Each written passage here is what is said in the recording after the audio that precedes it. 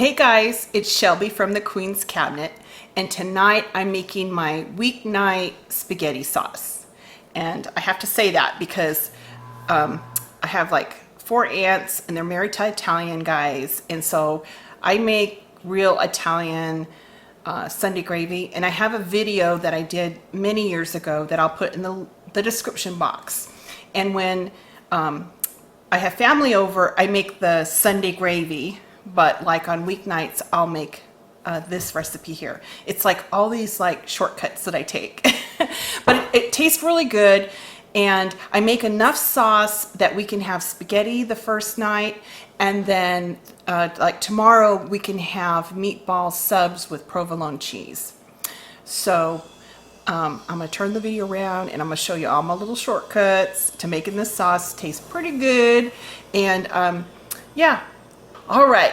So if you want the real deal, go to the description box below and I'll put a recipe link in for the Italian Sunday gravy. That's the one that has the bracciole, the pork, the Italian sausage, meatballs with veal, ground beef, pork, you know, all that. So if you want that recipe, go there. And if you want one that's a weeknight recipe that's pretty good and it's doctored up, keep watching. I have a big heavy bottom pan heating up with about a tablespoon of olive oil. I'm going to add 2 onions, some salt, pepper to taste. We're going to let these onions cook until they start breaking down quite a bit. The onions have cooked up great. I added about a pound of Italian sausage that I cut into bite-sized pieces. I have 4 large cloves of garlic, and I'm going to go ahead and use my microplane and just grate them down. I went ahead and added the garlic, and I have the heat on low. I don't want to burn my garlic. When I make my Sunday gravy, I always use red wine to deglaze, but I have a little bit of beef stock in the fridge. I want to use that, so I'm going to use that. To the onion meat mixture, I'm going to add 2 28 cans of the tomato puree and 2 28 cans of diced tomatoes and a 6-ounce can of tomato paste. Let's get them into the pot.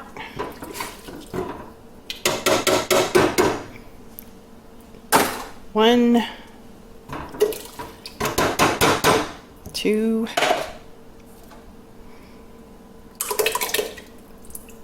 3, and 4. Now let me get the tomato paste too. Okay, I'm going to add this tomato paste, get it mixed in. That's going to help it thicken it. We're just going to start simmering the sauce, and I'm going to make some meatballs. I've gathered up whatever leftover bread that I have. I have some garlic bread from the other night, some croutons, 1 lone hamburger roll, the end of a loaf of bread, and looks like a couple more pieces of white bread here. I'm going to put all of this in my food processor and make some homemade breadcrumbs. Use what you got on hand. That's my motto. So now I have all of these wonderful breadcrumbs to work with, and any that I don't use today, I'll put in a little freezer bag and put them in the freezer for another day. So I'm going to make some meatballs. I got about 3 pounds of ground beef and about a pound of the Italian sausage that I took out of the casings. And I'm going to put in, these are kind of smaller eggs, so I'll probably put in 1 for each pound of meat. Oh, we don't want that. Ken would be chewing on a meatball and be like, what the heck? All right, so we got 4 eggs. We're going to put about 1/4 cup of Italian parsley, and I have 1 huge clove of garlic that I microplaned. Now we're just going to doctor it up, and I'm going to put It's about 2 tablespoons of Parmesan cheese. It's about, I'm going to put a total of probably 1/4 cup. And same thing with the breadcrumbs. There's about a tablespoon.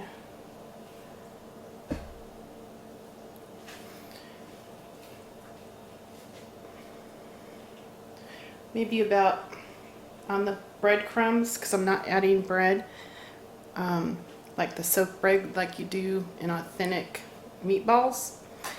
I'm going to put about at least 1/2 cup of the breadcrumbs. Now you got to get in here and mix up all of this. And I hate doing this, but after you get it all mixed up, I take a number 6 ice cream scoop and I just kind of form them into rather large meatballs, because I always think of the next day and there's going to be leftover sauce, and it would be great to be able to make some meatball subs. That's why I always make a lot of meatballs.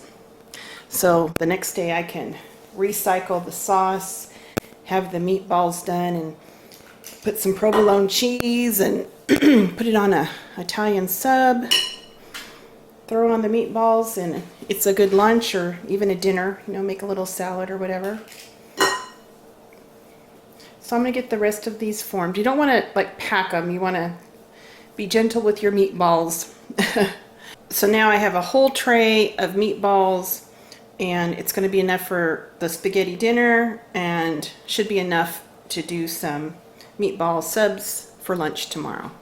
So now I'm going to add about a tablespoon of dried Italian seasoning.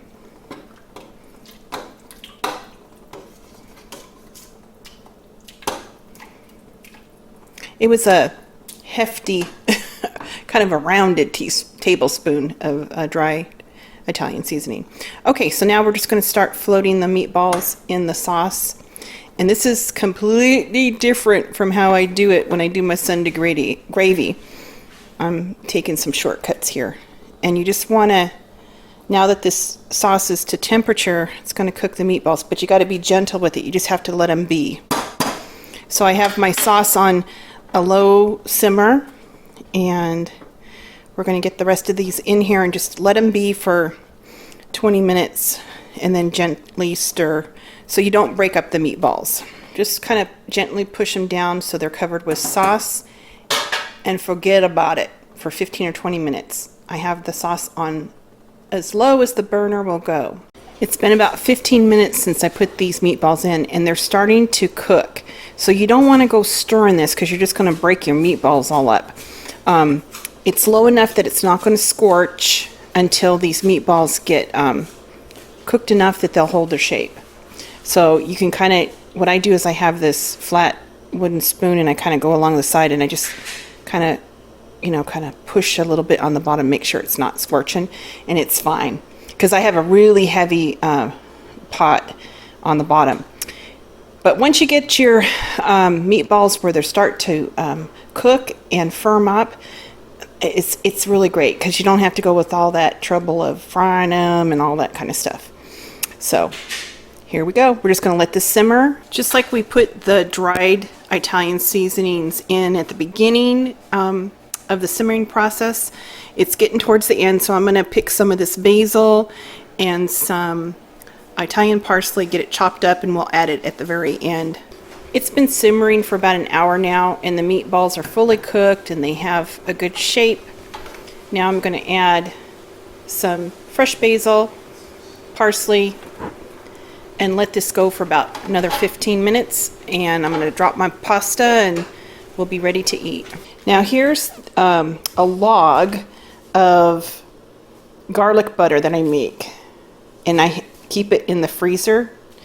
And what I'm going to do is I'm going to unwrap it, and I'm just going to cut off, you know, a little piece that I can let come to room temperature, and then I'll use it to make my garlic bread. And I'll put the link to this in the description box. This is one of my favorite kitchen hacks, is the compound garlic butter, because you can use it on so many things. Oh my goodness. Okay, so I'm going to cut a piece off. I'll get the rest of it wrapped up and put back in a baggie and back in the freezer. To make the garlic bread, I just take a little bit of this compound butter and spread it a thin layer onto the bread. And then sometimes I'll even take a little pinch of Parmesan cheese and sprinkle on top. I'm going to get this into a hot oven, 350 degrees, until the bread gets toasted and it smells good and it tastes good. Oh my gosh. This, if you don't make any other recipes of mine, make the compound butter. You'll love it. And then tomorrow, you know, we can have some open-faced meatball sandwiches. I'll just heat up the meatballs and a little bit of sauce and put some provolone cheese on top, and I'll use up my leftovers that way. Here's the weeknight spaghetti sauce with a simple salad and the delicious garlic bread.